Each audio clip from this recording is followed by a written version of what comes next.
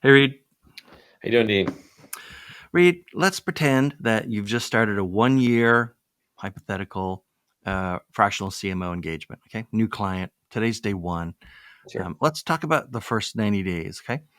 Um, First, let folks know a little bit about you, and then talk about what a fractional CMO is and does in the first 90 days. Yeah, great question. So, as far as who I am Reid Vander. I'm a fractional CMO. I work mostly in the outdoor recreation industry, a little bit in agriculture, a little bit in construction, maybe, but mostly in Mm-hmm. that outdoor recreation space. Some of these clients sell aftermarket gun parts, components, accessories. Some sell gear, clothing.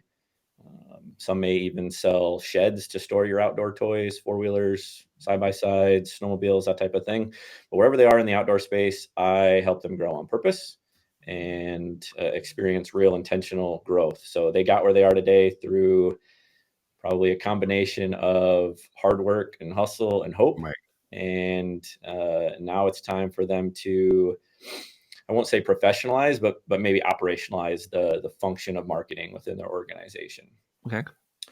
And then to answer your question, day one, that's a fantastic question. First 90 days for me, I like to approach work from the standpoint of there's really three elements to it. So first it's groundwork, then it's the grunt work, and then it's the growth work. So first 90 days is going to largely be focused on that groundwork level. And what I mean by that is this is going to be really getting a deep understanding of what's at play there. What's the structure, implementing some structure, consistency, identifying gaps, what processes, tools, Right. systems, software are we using, create some potentially if we don't have them.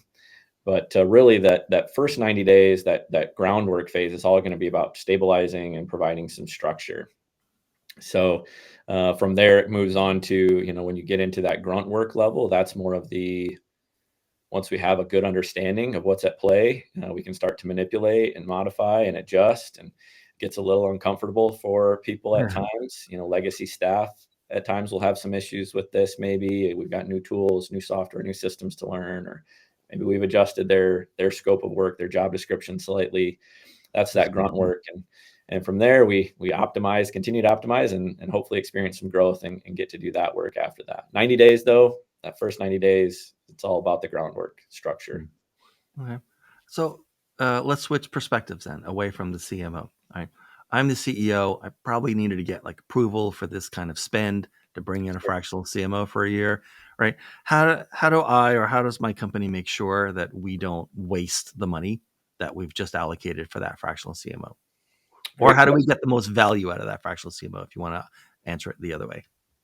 Yeah, so I would say to be vague at the beginning, and then I'll get more specific, but lean in and engage is probably the easy Mhm. one at the outset. Lean in and engage. The big thing for me, whether it's a CEO or the executive team or a different member, whoever that sponsor is, I'm looking for them to lubricate the whole process. So wherever there's friction, wherever that friction exists, that's where breakdowns are going to occur. If Right. that's in implementing new tools and tech, and the IT team is going to buck that, we need some lubrication. If it's a staffing issue, on the human resource side, the ability to, you know make some people uncomfortable maybe a little bit at times. Wherever that friction exists, I'm looking for that sponsor, that executive to lubricate the situation a little bit. All right. I would say for a CEO, I often give my clients permission and encourage them to ask me three questions at any time, whether I'm in the hallway, the water cooler, if we're on a call. I want them to feel compelled to ask me three questions, and I want to have an answer for this at all times. So first one is, what am I doing for you? What are we working on? What are we up to? What are we Right. doing? Just to make sure that they're informed, that they're aware of what's going on. The second question is more of an alignment question, but it's, why have we decided to focus on this? So I say that's an alignment question because oftentimes the pace at which we're working, we might forget 2 months later. We had a strategy session all day offsite. 2 months ago, and we decided this is going to be our focus for the next quarter, for the second half of the year. Mhm. And we need to ensure partially that for my sake and the team's sake, but also for the executive's sake, whoever that sponsor is, that priorities haven't changed during that time. Let's make sure that that's still the most important thing to be working on, and a justifiable use of our efforts and our resources and our energy and our people. So what am I doing for you? Why have we decided to focus on this? And then what's the impact to the organization if we get this right? And that's a little bit more of a vision casting type of an answer or question to say, if we do this and we execute really well, here's the outcome. Here's what we're expecting, at least a hypothesis anyway, of this is what we're aiming for. And that gets to be really exciting. So I encourage my executives to be, ask those questions of me and the team, not just me, but if there's in-house staff that we're working with or agencies, like, test us on this. Let's make sure we're all aligned. Right. And I would say the third thing maybe is um, help set that vision, but then trust to execute and translate even. So trust the team, trust me, trust the agency, whoever we're working with, trust them to execute on that, and even translate is probably more a specific role for that CMO. What I mean by that is marketers, creative types often will have a little bit of a language of their own. Many Yeah. roles do, but we speak a certain way. Creative types, we have a certain dialogue, as do executives. So Mhm. it's important for a CMO or a fractional CMO to be that white space in the middle, help translate, organizational strategy and direction from that executive group down to the team. Maybe it's the new graphic designer that started. We got to be able to communicate those things in a language that makes sense, and then also communicate back the other direction. Here's what we're up to, again, to those three questions. Here's what we're up to and why we're doing it and what the impact is, to make sure that they're informed, they're aligned, and we're making progress. Yeah, marketing has a really rich like jargon and like internal Definitely. dictionary. In fact, it's one of the prime rules of this podcast is other than CMO, there are no marketing terms or Oh yeah, excellent. abbreviations or jargon Excellent. allowed in the podcast. Perfect. Yeah, keep it simple. Okay, so let's talk about the internal team then a little tiny bit more. Sure. All right. So in a lot of cases, I imagine with, given that you're starting with like younger or smaller companies, chances are there may have been management of a marketing team, but there's never been like a leadership layer on that marketing team, right? So Definitely. tell me this. Um, let's say at the end of the 90 days or the end of the year, right? When that engagement finally ends, how is that marketing team different or better than it was on day one when you showed up? Yeah, this is an excellent question too. So I actually think this is a big misconception that a lot of people have. I face this myself. It's a point of frustration for me when chatting with a prospect or someone who might be able to refer prospects to me. If I have a connection and I'm seeking out, I say, hey, I'd really like to know so and so at this organization. One of the things that Mhm. you'll hear back is, well, they've got an in-house team or they're working with an agency. My response to that is excellent. This is perfect. This is the Yeah, best, because the last thing I want to do, I tell clients and prospects this quite frequently.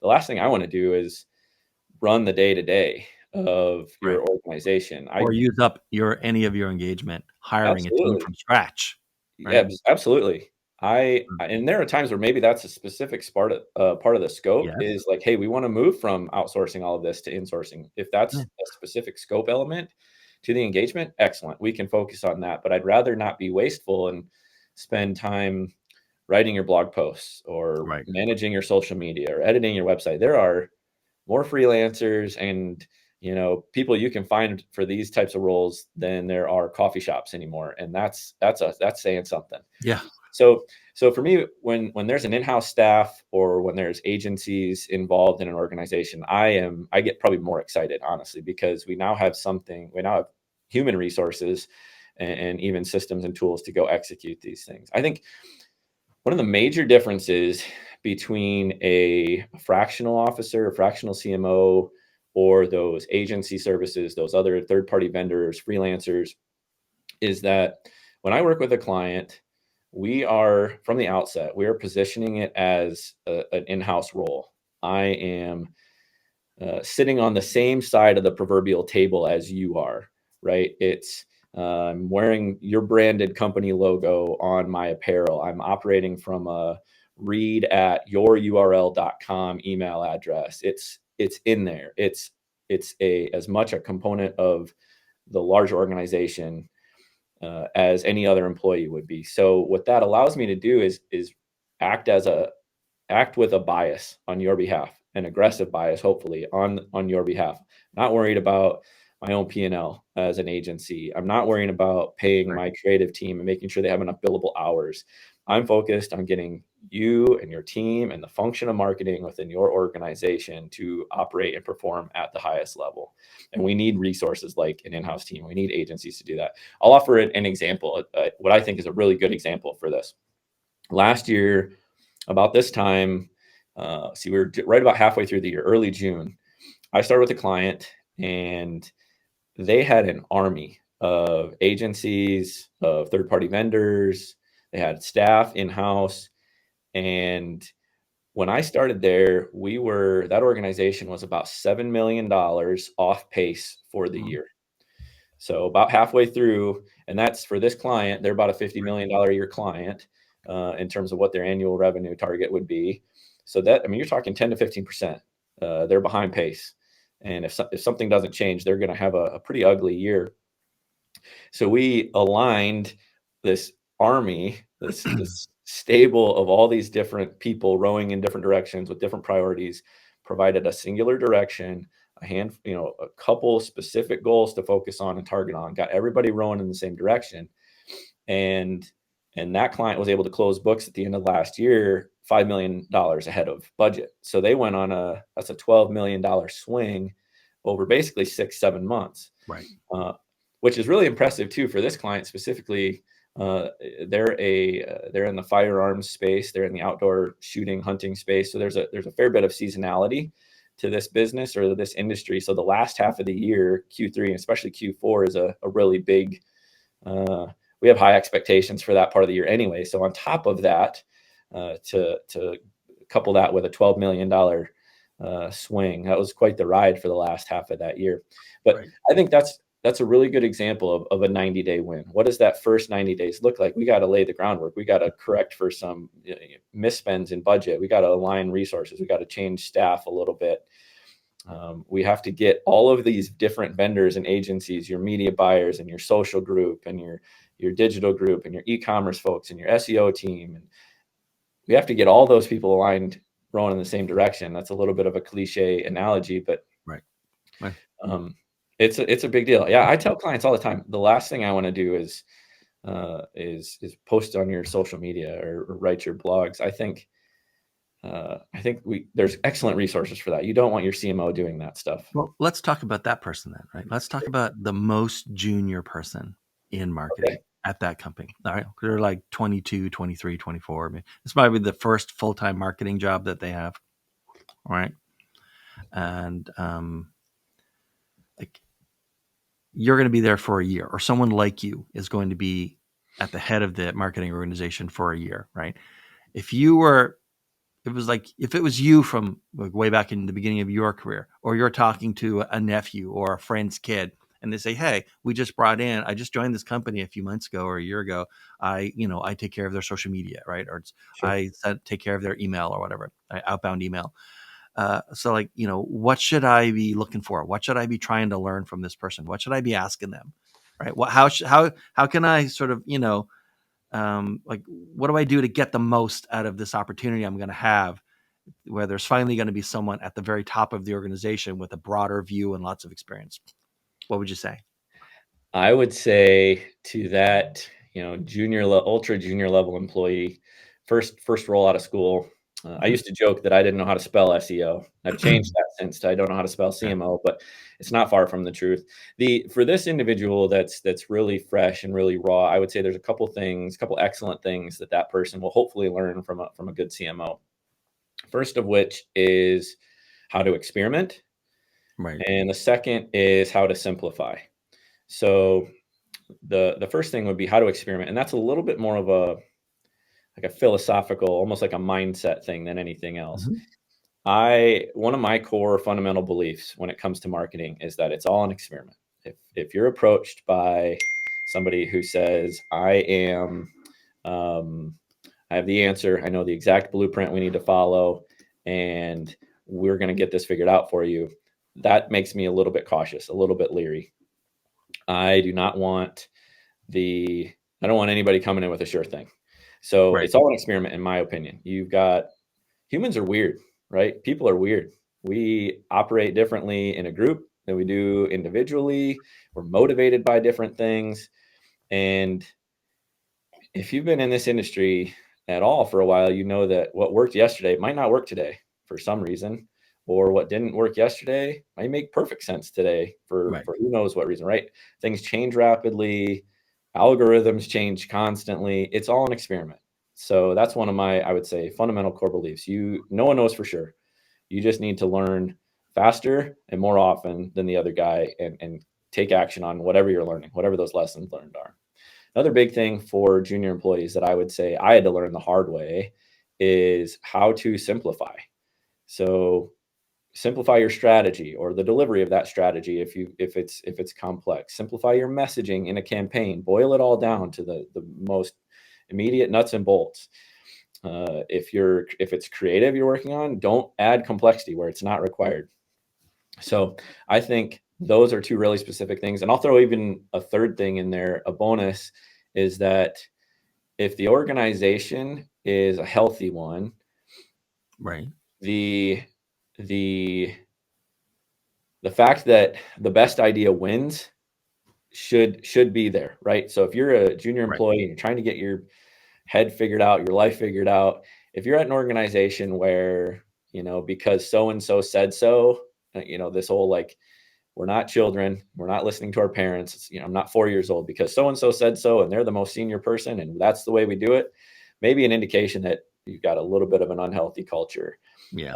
But if you have great ideas, hopefully the organization in which you're working is a little bit of a meritocracy where the best ideas win, regardless of who said them, where they come from, and that's what we're gonna work on. Okay. Beyond those two or three things, I would say it's that junior individual is probably going to learn things that are pretty scope specific, and by that I mean if I'm hired to solve a lead generation issue, they're going to learn a lot about inbound. Right. If it's we need some operational structure inside of our marketing department, they're going to learn about systems, tools, process, procedure. Maybe it's e-commerce, they're going to learn about digital. Or if it's more of that general all-encompassing, hey, I need someone to carry this torch, the CMO or CEO, excuse me, somebody hands over the reins, I've got too many hats, and I need someone to manage this. Hopefully, if they're really good, that individual will get a mini master's degree in all things related to marketing, Yeah. resource allocation, budget, project management, strategy development, people, how to work with people. I mean, those are all things that hopefully they'll get a really good sense of working All with a right. great CMO. Okay. So, I mean, we talk about a 1 year engagement, but sometimes it goes longer, right? Sometimes there's a re-up or a renewal. Mhm. What do you think went right for a fractional CMO to get renewed for another year? I think a few things have to happen. A number of things have to happen. The biggest of which is probably there needs to be alignment with that executive team or that Mhm. sponsor, whoever is internally championing the effort, right? There needs to be good alignment with them. I also think the people that this might be obvious, but the CMOs, the fractionals that want to get renewed, those are the only ones that can. And uh, maybe a little bit of an explanation of that. If if the executive team is, let's say you're in a very ops heavy organization, if that CMO comes in and is talking about creative and Right. all that stuff, it's not gonna be met well or received well, right? So you have to talk in hard stats, facts. Um, if maybe they are more of that innovative type, hey, we want someone to come in with fresh ideas and push the envelope. Okay, then you get to start talking about creative. If they're bottom line focused individuals, I've worked with CFOs before, and you have to speak a specific language depending on who that person is. You better talk about reduction in waste or unnecessary spending that you've eliminated, or Right. the fact that you've eliminated redundancy of vendors. You had multiple vendors that were kind of doing the same thing. So I think it depends a lot on who those people are. That finance or that budget focused, that bottom line focused individual, if you're not speaking about ROI or ROAS or reduction in wasteful spending, you're not gonna you're not likely to be met with an opportunity to extend Right. Yeah. that relationship or that engagement. And Sure. the second part of that too, the CMOs or the fractionals that want to get renewed, I'll offer that as an example of I had a past client where you probably couldn't have scripted a more ideal role in terms of the scope, the team, the industry. Like it was, I don't like to use the word perfect, but it was about as close as could be. And we made some really awesome things happen at that organization. Hmm. And they did offer an extension, but it was one of those deals where it was almost like a core values alignment, the way people were treated. Right. It was not an organization that, when you boil all those other things away, it's like, man, I'm not excited to show up here. Like, I Right. don't Yeah. like the way I'm being treated, or other people are being treated, or that type of thing. So I think both of those say a little bit of the same thing. We have to have core value alignment. You have to be in lockstep with that champion, that sponsor internally, for the organization. The other thing you got to do, and I encourage people to do this, is keep a really good log, keep a record of what you're up to. So it might have been 3 months, it might have been 6 months, it might have been 12 months. The way things move today, I forgot what I had for breakfast. Yep. So we need to keep a really good record. Remember 3 months ago when we did this and that cool thing happened? And so especially if you've got a 12-month, if you've got a year-long engagement, best case scenario, you're making some really cool things happen along the way. And you might not want to, but at times you have to remind those individuals, like, look at all the things we've accomplished in the last 12 months. Then we're almost out of ask one question, and it's this, right? And I've been asking this for the last few episodes, and I try not to be too blunt or to insult anyone Hmm. when I ask, but like there are easier ways to make a living. You're not wrong about that. So Yeah. why do this? For me, that comes down to just like a hardwiring thing. I would say that my whole life I've appreciated the thought of having freedom and flexibility, or maybe it's license. Maybe it's not even freedom and flexibility, but it's license to do the work that I want with the people that I want to work with in the space or industry that I want to work. And for me, I get the ability to do that with as a fractional CMO, and that's more fun than things should be that aren't legal. So if you're wired in a certain way, for me, Right. it's both as an entrepreneur to run my own business, but as an entrepreneur to be able to bring ideas and experience and add a whole bunch of value to other people in a space that I'm already passionate about. There's nothing better than that. I tell people often that if you can do something where your passion and your profession intersect, uh, that's awesome. I don't buy into the idea that if you do what you love, you'll never work a day in your life. I think that's bogus. We all do. We could be in a company that we started, an industry that we love, but you're going to have hard challenges. Yeah. Economy is going to go bad. Leading people is probably the biggest challenge that anybody will ever face. There are going to be tough days. So I don't buy into the idea that if you do what you love, you'll never work a day in your life. But if you can find that space where your passion and profession intersect, man, that's a magical space. That's so cool. And for me, that's why I love working with outdoor related companies. Those in the hunting, fishing, Hmm. shooting industry. I would spend time in that space whether I was getting paid for it or not. So it's a really really neat place to be. Yeah, I agree. All right, Reid, man, this has been great. How should people get in touch with you? Or even more importantly, first, who should get in touch with you? Yeah, who should get in touch with me? I would say if you are an executive or a founder Hmm. who has helped an organization become successful thanks to, hard work and handshakes, and you want to be a little bit more intentional or deliberate with your marketing efforts, or if marketing is just a black box for you and you're already wearing too many hats, you don't know what the end game of this is, what's working, what's not with your marketing, and why, then that individual, we should probably grab a cup of coffee or hop on a call. And as far as tracking me down, oakanarrowcmo.com, or I'm on all the social media channels, just at Reid Vander Veen, just my name. So All right, man. This has been great. It's been great to meet you. likewise, this has been awesome. I appreciate All right. the conversation. Thank you. And thanks for watching. Whether you're watching the full episode or one of the many, many clips that already exist of this thing,